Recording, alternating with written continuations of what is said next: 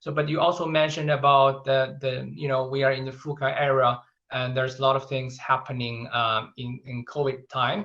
And you just talk about the outbreak of COVID-19. And my next question would be, how do you think that Agile and DevOps practice can contribute a company's business value in such difficult time in the outbreak of COVID-19? Ari, can I start with you?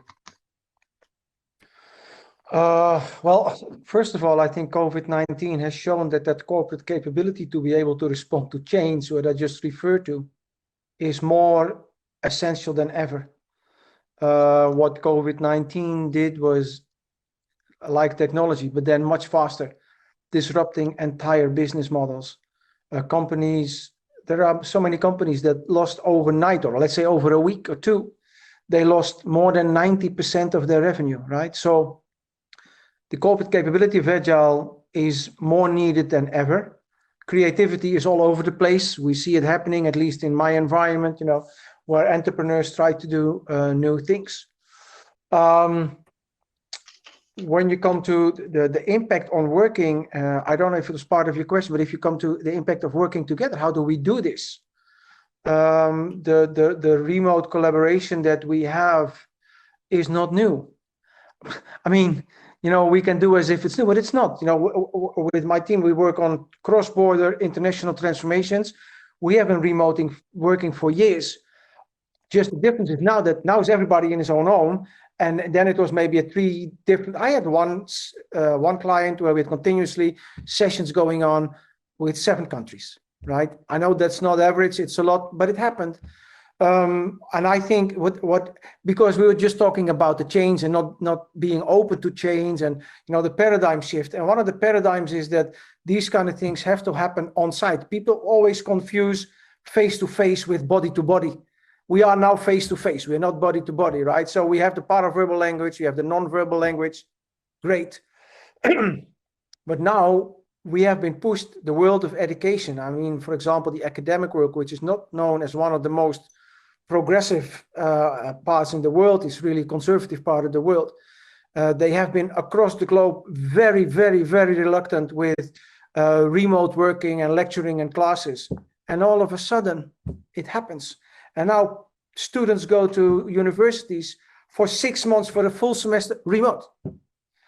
I do not say remote is as good as, but given the world we live in, what I like about the COVID-19 crisis, it has shown us that we have to treat our world different, that the world is able to recover from what we do to Mother World, right? Mother Nature.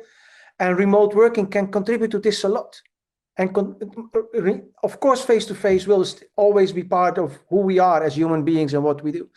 But I was talking to a colleague of mine from, let's say, a competitor, if you like. And he said, Ari, I was sometimes from the Netherlands flown into New York for a meeting of 1 hour. Nobody will talk about this anymore. And we know that it can be done without. So this is where we are today, thanks to technology, right? So COVID-19 has brought us a lot if we want to see the light of it. Patrick, right. Maybe you jump in. Yeah, I think I have been working collaboratively remote for a long time. Like DevOps Days was from the beginning a remote event. The first event, everybody came internationally. And even though they kind of came together at one location, a lot of the conversation have been happening online, on IRC, on chat, on kind of like the Twitters, getting to know the people. So I think there's not a per se need to be in the same room.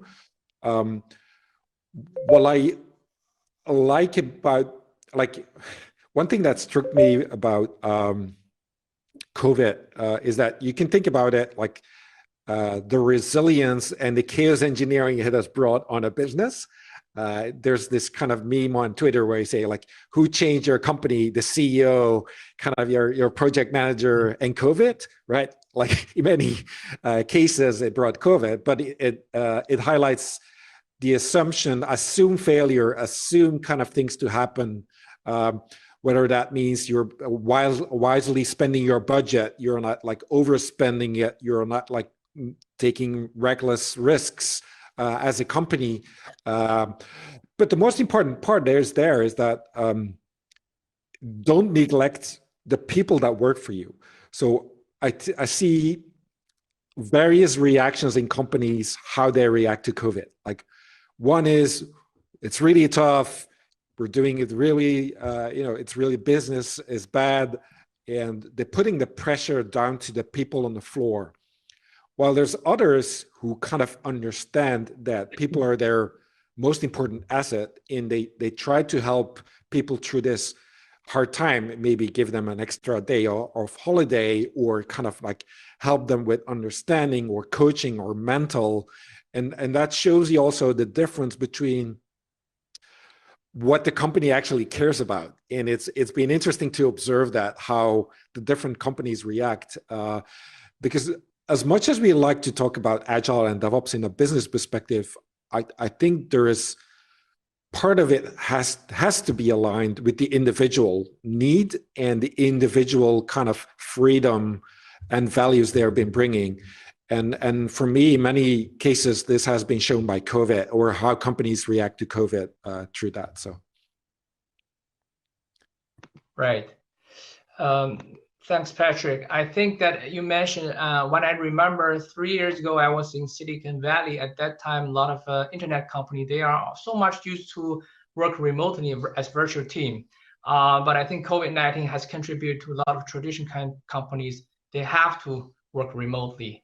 And also, I see there's a lot of visualization tools, facilitating platform like this, what we're having today, to facilitate the way it works, but also in kind of collaborating and DevOps and Agile way, and break the silos as well. So yeah, I think it's good that we mention it in such difficult time. I see a lot of DevOps days this year have been organized remotely as live events as well. Although we are trying still very hard to have the only physical events this year in Shanghai in December. I hope everything will work well for the events in Shanghai. Okay, regarding the next questions, we see about a lot of company has been advocate Agile and DevOps practices. And sometimes a business are not buying the ideas. The question is about how can we measure the value of Agile and DevOps practices from the business perspective to convince the business there's a necessity or there's a value contribution in adopting those practices. Patrick, maybe from you this time. Yeah, I think that's where I see a lot of the DevOps initiatives kind of, let's say, fail when they keep too much into their technical realm. They don't explain the work that they've been doing or the investments they have done, what that could bring to the business. And that means that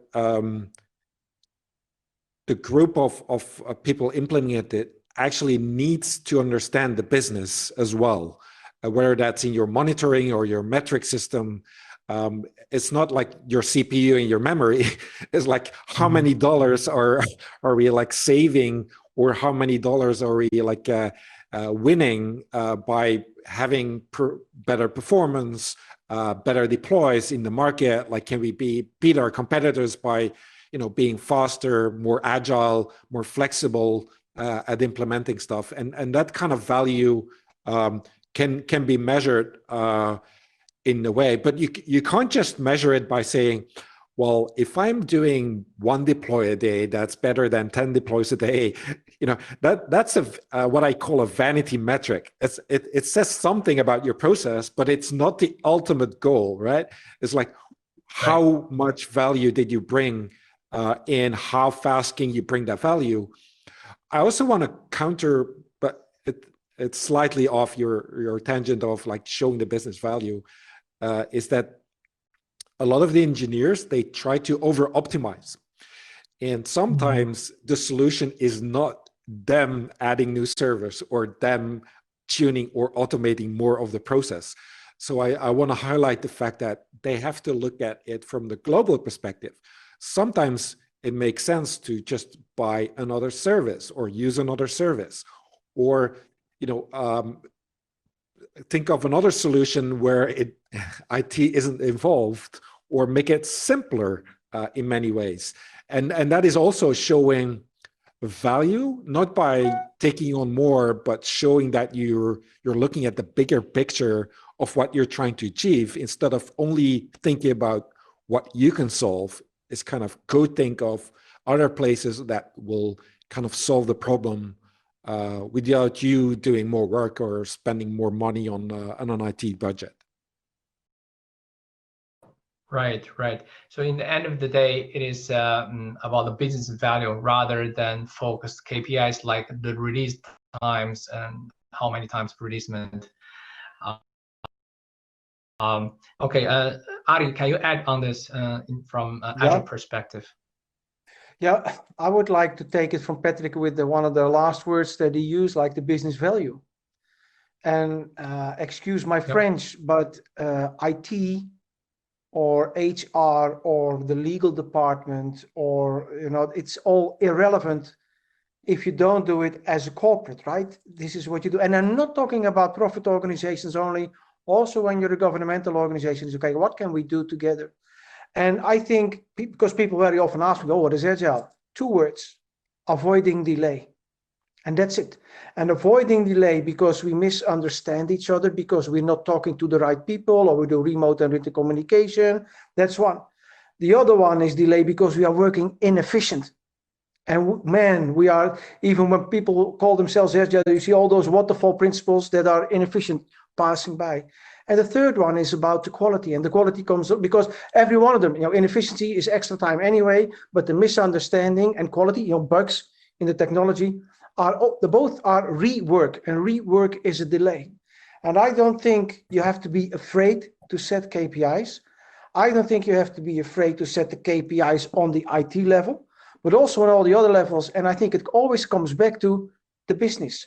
Your time to market, the quality that you bring, the number of clients that you attract. And I think it was one of the other authors of the Agile Manifesto, I think it was, that if you can measure it, it's not Agile. And I think, what a bullshit. I am not afraid to measure. I am not too afraid to, I was a client of mine, and now I'm getting a little bit into Patrick's area. Client of mine said, Ari, from the Agile transformation, what do I want to get out of it? I want to get out of the efficiency. I'm a tech company, so I will save time, and I will use that time for innovation. It's okay. How can we see the efficiency? What would it mean to you? And one of the things that he put on the table, he said, the lead time of a new requirement in my IT department is at the moment 18 to 24 months. And I want to bring it down to 3 months at the max. My release cycle is now 3 months, and I want to bring it down to 2 weeks. So you can see the combination of the IT KPIs and the business KPIs. And this gentleman was focusing on creating time in his organization for innovation. That was his business KPI. And I am not afraid to measure that. I set KPIs with the organization up front on all those things that I just mentioned. And another client of mine was talking about SLA overruns. I have service levels agreement. We miss them all the time. Have to go. That's a business objective. And then you start working in that way to avoid the misunderstandings and to avoid the inefficiency and to avoid all the bugs and problems. And I think this is where technology and business meet.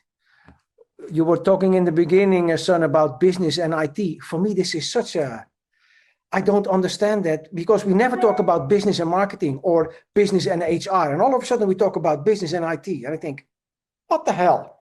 We are a company. We are one, right? And this is where multidisciplinary teams come from. We do it together.